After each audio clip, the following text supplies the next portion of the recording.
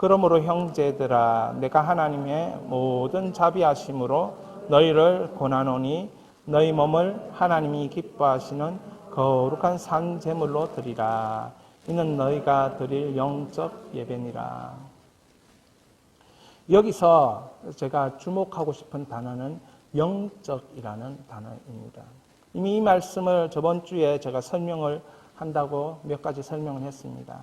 제물이라는 것은 대가를 지불하기 위한 것이고 제물이라는 것은 죽여서 그 대가를 지불하는데 사도 바울은 거룩한 산, 살아있는 제물, 그러니까 거룩한 살아있는 것으로 하나님께 드려야 영적 예배다, 이렇게 우리에게 가르쳐 주고 있다는 거예요.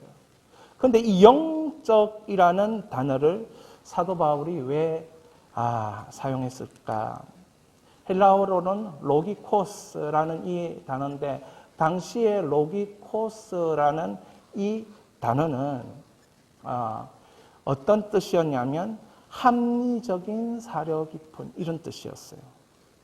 이 단어 로기코스는 아리스토텔레스 이후에 철학자들이 가장, 그 당시 헬라 철학자들이 좋아하는 단어가 바로 이 로기코스라는 단어예요.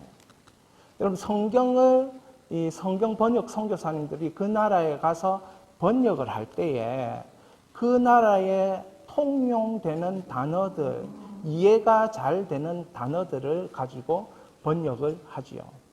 예를 들면 이런 거예요. 사랑이라고 표현을 하고 싶은데 그 사랑을 아버지의 사랑이라고 표현을 하려니까 그 나라에는 모계 사회인 거예요. 그 아프리카는. 어머니의 사랑이 너무 강렬한 거예요. 그 아버지는 그냥 근엄하게 있는 거니까 하나님의 사랑을 표현하는 데는 어머니의 사랑이 아주 적절한 표현이에요. 그러니까 그 나라의 언어가 문자 언어가 없고, 그래서 성경을 번역할 때 하나님의 사랑을 어머니의 사랑, 이런 식으로 번역을 하더라는 거죠. 마찬가지로 이 영적이라는 이 단어를 사도 바울이 쓰기로 생각했을 때 헬라 철학자들에게 있어서 가장 중요한 단어가 뭔가, 그들이 가장 잘 이해할 수 있는 단어가 뭔가, 그들이 생각할 때 가장 수준 높은 단어가 뭔가. 아리스토텔레스라는 사람은 예수님 오기 전에 몇 년 전 사람이냐면 50년, 80년 전에 사람이에요. 그러니까 그 당대에 이 아리스토텔레스가 플라톤의 제자였잖아요. 그 당대에 그 철학자들이, 무수한 철학자들이 있었는데 그 철학자들이 가장 수준 높게 고상하게 사용하는 단어가 바로 영적이라는 단어였어요. 그래서 성경에는 이 영적이라는 단어가 신령한이라는 단어와 함께 같은 뜻으로 쓰이는데, 가장 중요한 것들을 얘기할 때 영적이라는 단어를 붙이더라는 거죠. 생각해 보십시오. 헬라 철학자들이 이 영적이라는 이 단어를 들었을 때, 성경에서 말하고 있는 하나님의 정말 참 본뜻이 뭘까? 제가 이 단어를 이렇게 찾는 거, 이게 원래 제가 이렇게 만들어낸 게 아니고, 이 헬라어 사전, 그리스어 사전 중에서 가장 권위가 있는 이 바오어 사전이라는 게 있어요. 그런 데서 이제 보니까 이렇게 기록된 거예요. 여러분, 합리적인 이러면 뭐가 생각이 납니까? 계몽주의가 생각나잖아요. 여러분 잘 알고 계시죠? 저만 알고 있는 게 아니죠, 그죠? 예, 계몽주의라는 게 이 하나님의 이 중세시대, 예수님 이후부터는 뭐가 있습니까? 믿는 사람들에게 하나님 중심주의, 하나님 신본주의가 있지 않습니까? 여기에서 하나님 신본주의에서 다른 생각들을 하고 인간 중심으로 빠져나온 휴머니즘, 그 인본주의가 뭡니까? 가장 주창하는 단어가 합리성이죠. 합리성. 그러니까 이 합리성이라는 건 인간의 세계에 있어서 매우 중요한 거예요. 사도 바울이 이 단어를 굳이 사용한 이유가 있었을 거예요. 저는 그런 이유가 무엇일까 이런 생각을 해봤습니다. 하나님 중심적인 세계관과 인간 중심적인 세계관이 충돌하는 게 지금 우리가 살고 있는 사회잖아요.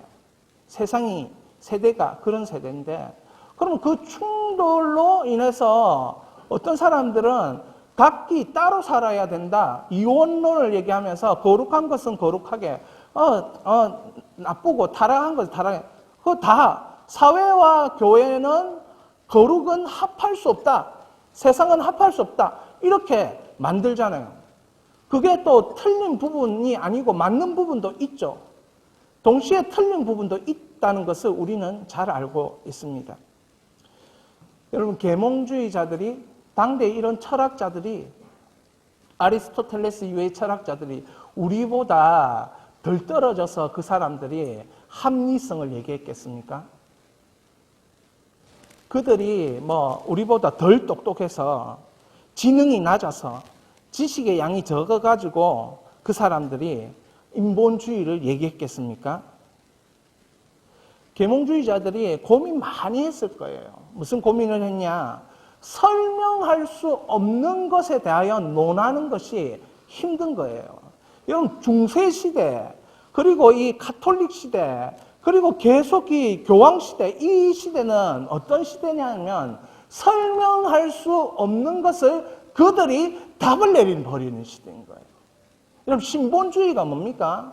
우리에게는 답이 없는데 누구에게 답이 있다? 하나님께 답이 있다. 이게 신본주의잖아요. 그러니까 우리도 여기 와서 예배 드리면서 내 인생 중심을 나 중심으로 하면 답이 없는데 하나님 중심으로 하면 내가 내리지 못하는 답도 하나님이 내려주실 수 있다라는 믿음. 이 믿음이 예수를 믿게 만들고, 이 믿음이 하나님 앞에 나아갈 때 깨끗하게 살아야 되겠다. 그래야 적어도 하나님의 신지식, 하나님의 살아있는 지식들을 내가 얻을 수 있는 자격이 있지 않겠냐, 이런 생각들을 모두 다 하게 된 거예요. 그런데 중요한 것은 계몽주의자들이나 철학자들은 보이지 않는 것에 대한 논외의 것들을 설명하는 것을 내려놓아야 된다 생각한 것입니다. 이건 단지 제 생각입니다. 왜냐하면 제가 깊이 고민해 보니까 그 사람들이 우리보다 덜 똑똑한 게 아니고 똑똑했는데, 뭔가 지식이 차고 넘쳤는데 보이지 않는 하나님을 설명하려고 하니까 자기 지식으로 설명할 수 없는 거예요. 그렇기 때문에 일단 내려놓고 보이는 것만 합리적으로 설명해보자. 그렇지 않습니까? 보이는 것만 사려 깊게 이야기해보자. 그래서 이 이제 사고가, 계몽주의와 이 세상의 교육이, 계몽주의 이후부터 교육이, 사람에 대한 교육이 달라지기 시작했잖아요. 우주를 보는 관이 틀려지기 시작했고, 인생을 보는 관이 틀려지기 시작했잖아요. 하나님 중심이 아니고 인간 중심의 휴머니즘을 얘기하기 시작했잖아요. 여러분, 그렇다고 해서 우리가 신본주의는 맞고 인본주의는 틀렸다, 이렇게 하면 되는 거냐? 또 그게 아니에요. 여러분, 신본주의 안에는 뭐가 들어있습니까? 휴머니즘이 들어있어요. 인본주의도 들어있어요. 그게 하나님 중심의 사람들을 얘기하는 것이지, 거기 결코 하나님 빼놓고 얘기하는 게 아니에요. 우리가 믿는 그 하나님은 사람을 귀히 여기시더라는 거죠. 우리가 믿는 그 하나님은 사람을 하나님의 자녀로 선택하여 가장 소중히 여기시더라는 거죠. 이걸 별개로 생각할 수 없다는 걸 누구는 알았겠습니까? 사도 바울은 알았을 거예요. 그러니까 철학자들, 아리스토텔레스, 300년 전 사람 것에 그 단어를 과감 없이 사용한 거예요. 그게 만약에 인본주의고 하나님께 대적하는 단어였다면 그걸 사용하지 않았겠죠. 그 단어가 하나님께 나아가는데 도움이 되고, 그 본인이 생각했을 때 예수 그리스도가 가장 고상한 지식이라고 했을 때, 이 철학자들이 생각하는 가장 고상한 지식의 단어는 뭐냐? 그건 로기코스다. 영적이라는 이 단어, 합리성이라는 이 단어, 신뢰, 사력 있게 생각하는 이 단어가 그들이 생각하는 가장 고상한 단어였다. 그래서 예배 앞에 영적이라는 단어를 바울이 붙인 겁니다. 어디서 보고 읽은 게 아니고 그냥 성경을 공부하다가 보니까, 언어를 파고 보니까, 그러니까 이게 눈에 보이더라고요. 아, 이렇게 해석을 할 수밖에 없겠구나. 그래서 세상과 내가 적대적인 관계가 아니라 세상을 향하여서 이 하나님의 사람들이 그 놀라운 하나님의 세계를 펼치는 사람이 되는 그런 해석을 이 영적 예배가 내놓고 있다라는 것이지요. 사랑하는 여러분, 여러분의 합리적인 생각, 여러분의 사려 깊은 예배가 있기를 바랍니다. 어떻게 보면 예배를 뭐 이렇게 하는 게 맞냐 이런 생각이 듭니다. 예를 들면 어린 아이가 사려 깊게 예배드린다. 그리고 노년에 이게 우리가 60만 되면 평준화가 된다 하잖아요, 지식이. 근데 사려 깊게 그리고 병든 자들과 아픈 자들과 정신적으로 힘든 자들이 사려 깊게 예배드리는 게 되냐? 합리적으로 예배드리는 게 되냐? 그렇게 말할 수 있잖아요. 그러니까 사도 바울이 이 단어를 쓰는 이유 중에 합리적이라는 뜻은 계몽주의가 얘기하는 합리적이 아닐 것이다. 이렇게 추측할 수 있죠. 성령께서 주시는 합리성, 그리고 말씀에서 약속한 합리성. 예를 들면 이런 거예요. 앞으로 포괄 차별금지법이 통과되면 이런 말도 못한다던데, 율법적으로, 모세 율법적으로 보면 이 동물과 교접하거나 그 동성애를 하는 그 자체를 돌에 쳐 죽이는 것으로 나와 있다. 그게 여러분, 다른 사람들은, 하나님을 모르는 사람들은 그게 합리적이지 않다, 이렇게 합리적이다 말할 수 있겠죠. 그러나 우리는 그게 합리적이지 않아요. 왜? 말씀에 입각하여 사력 있게 생각해 볼 때 그건 주인이 바뀐 거예요. 그러니까 말씀에 입각해서 합리적이고 사력 있고 통찰력 있게 생각하는 그 신령한이란 사도 바울이 생각했을 땐 다른 거예요. 철학자들의 생각과는 다른 거죠. 여러분, 이것에 대해 A.W. 토저 이 목사님이 이렇게 얘기합니다. 같이 읽겠습니다. 인간의 몸에는 사고의 과정이 없다. 우리 인간의 사고 과정은 혼 안에, 인간 마음 안에, 인간 영역 안에, 영 안에 있다. 그러나 하나님께서는 생각하는 우리의 능력이 빛을 발하고 스스로 표현한 것을 몸이라는 도구를 통해서 정하셨다. 여러분, 우리 몸이 중요해요. 우리 몸이 담고 있잖아요. 영을 담고 있고, 혼을 담고 있고, 마음을 담고 있고요. 근데 하나님은 이 몸을 통해서 뭐 하게 하신다는 거예요? 사고하게. 몸을 통해서 표현하게 하신다는 거예요. 그러니까 우리가 사력 있게 생각하고 합리적으로 생각하고 이런 것들을 다 우리 입으로 내뱉어요. 우리 입으로. 아프리카에 가면 이런 사람들 있잖아요. 주술사들 있잖아요.